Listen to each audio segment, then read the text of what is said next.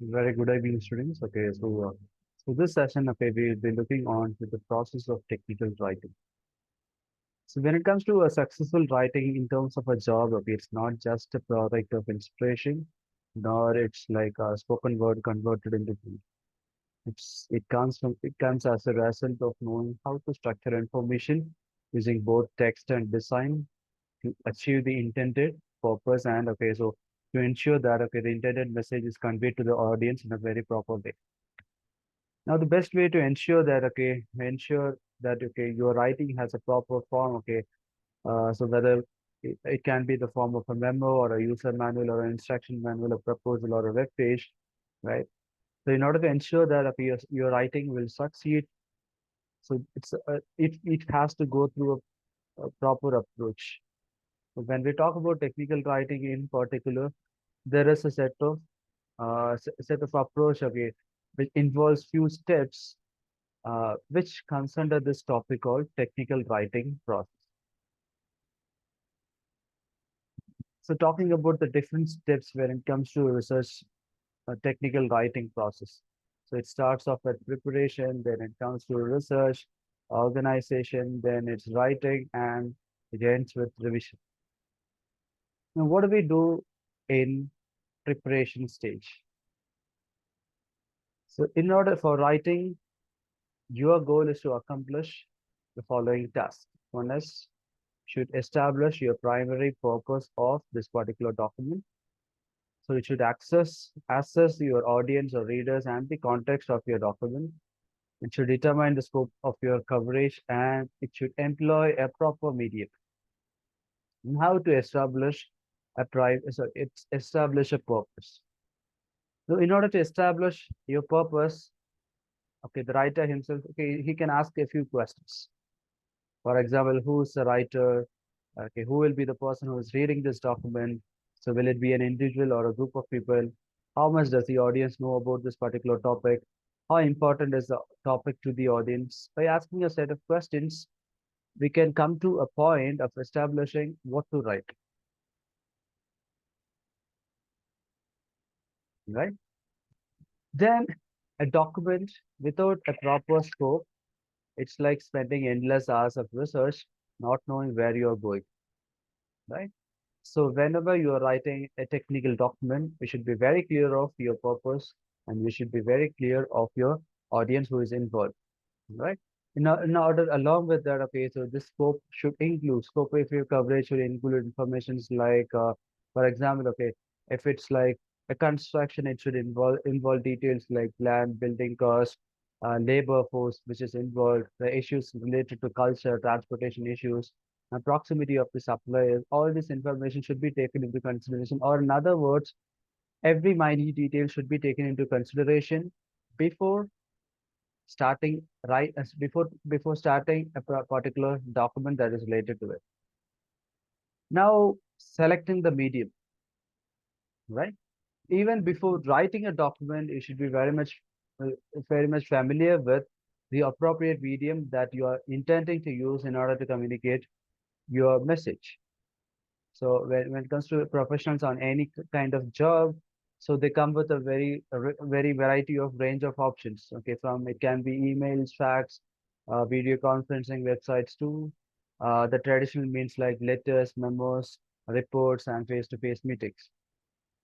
So these are the different things that we should take note when it comes to the preparation phase. Now moving on to the next phase, that is this research phase. The only way to be sure that you can write about a complex subject is to understand it thoroughly, right? In order to do that, you must have done adequate research. Whether that means conducting extensive research or a major proposal. Okay, it can be through interviewing, internet research, note taking, and documenting sources. All right. So when we talk about research, they primarily include primary as well as secondary research. Now, what are primary research when it comes to technical writing? So when it comes to primary research when it comes to academic writing is entirely different from the primary research that we talk about when it comes to technical writing. When it comes to technical writing, Primary research, it refers to gathering of raw materials that are compiled from interviews, direct observations, surveys, experiments, questionnaires, video conferencing, and recordings. Example. And okay, to be very precise, uh, direct observation and hands-on experience are the only way to obtain certain kinds of information. So, obtaining raw materials directly can be part of primary research. Now, what are secondary research? Secondary research initially refers to gathering information that have been already analyzed, assessed, evaluated, compiled, okay, or information that are already available or already accessed by a different set of people, right? But which are available in accessible forms, right? Okay, so such kind of resources can be books, articles, reports, email discussion, web reports, and so on. What are the other sources of information that we get, okay, when we write a technical document, right? So when we talk about the other sources of research, the first thing is your own knowledge of the subject and okay, the knowledge of the colleagues who are involved along with you in the process. Next research can be, or kind of information can be the knowledge of people outside your workspace, which is usually gathered through interviewing. Then, okay, even internet sources, websites, directories, archives, library sources, databases, then printed and electronic sources in workspaces such as brochures, memos, all these can be part of the other sources that we talked about. So these are the things that we should take note of when we are in the phase of research. Now moving on to the next phase, that is organization phase. So without organization, the materials that are gathered during your research will be either incoherent or okay, inaccessible to your readers. In order to organize information effectively, you need to determine the best way to structure your ideas. Now, what are the different methods of development that is usually used? One is the sequential method of development. Okay. Uh, Before that, okay, why should we need a method of development, right? So every method of development is the writer's tool for keeping information under control and the reader's means of following the presentation of the writer who is involved, right? And okay, when we talk about the different methods of development, okay, we usually go in for three different methods. One is the sequential method of development. For example, if you're writing instructions for assembling an office equipment, you would naturally present the steps of the process in order so that the readers could perform them without any error. So this method of development is called as a sequential method of development. Then the second method of development is chronological method of the development. For instance, if you're writing about a history of an organization, your account would would naturally go from the beginning to the present, right? So thing is, okay, it can be from the beginning of the firm to the current state of the firm. So okay, we are following a chronology from the past to the present. So the second method of development is called chronological method of development. Then the next method of development is called cause and effect method of development. For example, okay, if a subject naturally lends itself to a certain method of development, thing is, okay, before going on to cause and effect, it doesn't necessarily mean that, okay, these are the only methods of development, right? So the method of development changes in according to the situation which is where is involved, right? So when we talk about cause and effect methods of development, for example, okay, a brochure, a brochure for a charitable institution or an organization might combine specific as well as general method of development, right? With a cause and effect. Okay, what will happen? Okay, as a result of what we do, right? So, for example, okay, you can begin, for instance, okay, you can begin with a persuasive case study of individual people in need, then move on to general information about the positive effects of donations on a particular recipient who's involved, right? So, this particular method of development is called as cause and effect method of development. Now, okay, when we talk about the organization phase, the another thing that we should take note of is outlining. Once you have fixed on a method of development, right? Okay, once you have concluded that this is how you are proceeding with the document, right? You are ready to prepare an outline. Now, what is the meaning of outline? So outline, okay, it usually breaks large or complex subjects into manageable and simpler parts, right?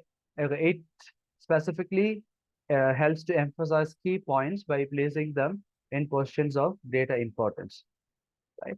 So whenever we are going to write a document, we should outline uh, the document considering the layout and design elements that will help the readers to understand your document, that will help your readers understand the purpose of your document. For example, okay, it can be using visuals such as photographs, labels, will give the audience uh, everlasting impact rather than just text, right? So again, when we talk about outline, it can also suggest headings, list, and other specific design features. So these are the things that we should take note of when we talk about the organizational phase. Now moving on to the next phase, that is writing phase, or the very important phase. For thing is, okay, so imagine that you have established your purpose. Your purpose, you have established who your readers are, you have established the scope of your writing. And okay, you are done with your research and your outline, right? It is at this phase you are ready to write the first draft. Right? Okay, now what are the things that we consider when we write a first draft, right? Okay, so pre-writing, okay, so whatever we discussed prior to this are part of pre-writing. Now we are talking about writing in specific. Okay, so first draft. So when it comes to first draft, okay, we usually uh, expand the outline into paragraphs without much consideration on grammar and the essence of language usage or punctuation. So writing a rough draft, okay, it's usually concentrating on converting your outline into sentences and paragraphs, right? So what are the things that we should consider when writing a rough draft, right? Okay, so please do not be concerned about the rough draft, about the words that you employ, about the word choice, and okay, write or concentrate on your ideas. Okay, so the most important way or way to get started is to use your outline as a map and putting it into words in your first draft, right?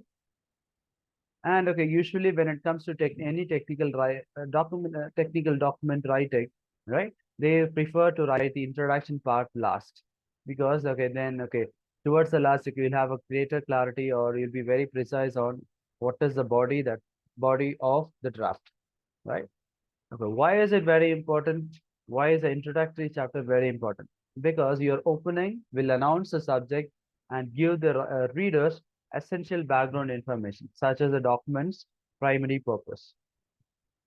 Okay, for instance, for longer documents, an introduction will serve as a frame where readers can fit the detailed information that follows, right?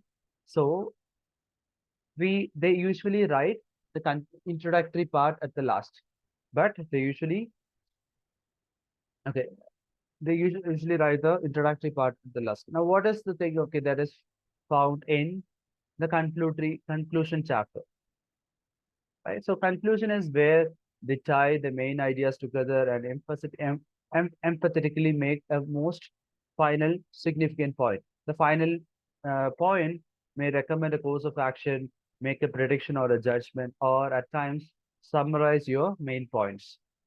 So the way you conclude, okay, it depends on the purpose of your writing and your reader's need. Okay, as we are very familiar with the fact that any technical documentation is reader oriented and it's not writer oriented.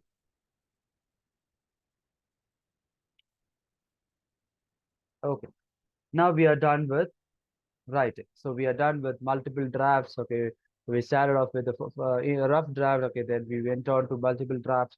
Okay, then we come to the uh, last phase of revision. Okay, so the clearer a finished piece of writing seems to the reader, the most effort the writer would like to put into the revision, right? If you have followed all the steps in the writing process, you'll have a rough draft, okay, that needs to be revised. Revision, it requires a different frame of mind that is exactly different from writing the draft, right? So because during revision, the writer should be eager to find the faults and correct it, and should be very honest. And what are the things that are taken into note when it comes to revision? Okay, so when it comes to revision, the writer should check for accuracy, completeness, and the effectiveness in achieving the purpose and meeting the reader's needs and expectations, right? Then your writing should give the readers exactly what they want. Do not burden the readers with unnecessary information or sidetrack them into loosely related subjects, right? And okay, do not try to revise everything at once. Read your draft up several times, each time looking for and correcting a different set of problems. Concentrate first on larger issues such as unity and coherence, and save mechanical corrections like spelling and punctuation for later proofreading. And considering the layout and design, right? Okay, you should provide even emphasis on errors in terms of layout and design, logic errors. Okay, and your all writing should always be positive. The voice of your document should be taken care of because, okay, when it comes to any technical documentation, it is usually written in an active voice. Check for the ethics in writing. So it shouldn't be biased writing. Copyright should be taken care of. Plagiarism shouldn't be part of any technical documentation. We should use appropriate word choice. And okay, word problems in terms of grammar should also be avoided. So one thing about technical writing, okay, before we conclude this session, one thing about any technical writing is your document is never complete, right? Even okay, if you say that okay, this is your final draft, right? When it goes to the board of directors, when it goes to a set of editors, okay, when they look into your document, okay, at times they can revert back to you saying that okay, this particular document doesn't provide enough information on the subject, right? So when it comes to any technical documentation, even your final draft should at times couldn't be the final draft, right? It goes through a series. Okay, it can from your final draft, it can come back to your initial draft or rough draft, right? Okay, thing is okay. Even when it goes to proofreading, it can again come back to your rough draft. So a technical document is never complete unless and until every information is shared in a more precise and accurate manner, right? So with this note, I thank you for everyone for listening to this lecture. Thank you.